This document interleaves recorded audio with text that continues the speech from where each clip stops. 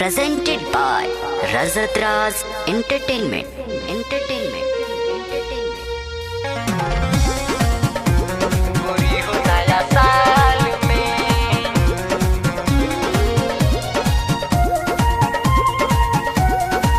रजत राज entertainment की शानदार प्रस्तुति। कही के न मिले कबो आवेलू, बोला कहे झूठे भरमावेलू। ए जान कही के न मिले कबो आवेलू, बोला जान कहे भरमावेलू। डललू का बवाल में मिले आ जई हा गोरी हो नया साल में। मिले आ जई हा गोरी हो नया साल में।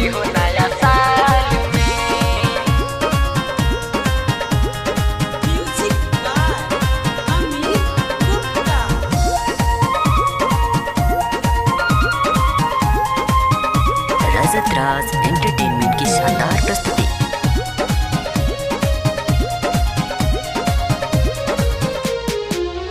रोज करलू अपन मन मानी, आज बतियाल हमरो तू मानी।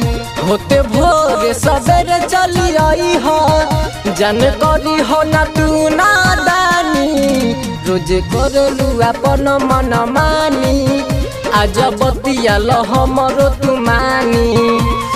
बीत गईल 2020 हो, दिहलू ना एको बेरी किस हो। फसाव जनी जाल में मिले आ जई हा गोरी हो नया साल में। मिले आ जई हा गोरी हो नया साल में।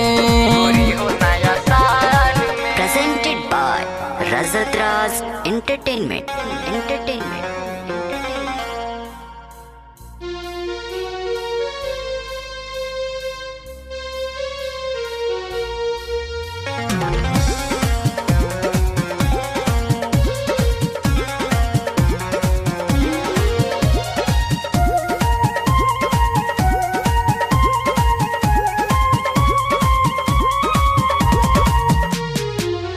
जानते सहू तो न पारिया जा, बात सुनो जवन कहे चंदू राजा।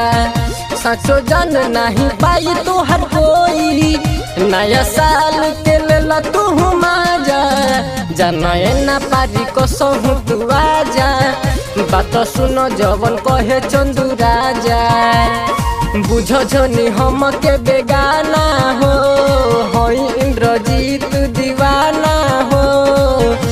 कहीं का फिलहाल में मिले आ जई हो गोरी हो नया साल में। मिले आ जई हो ए जान नया साल में। रजत राज एंटरटेनमेंट की शानदार प्रस्तुति।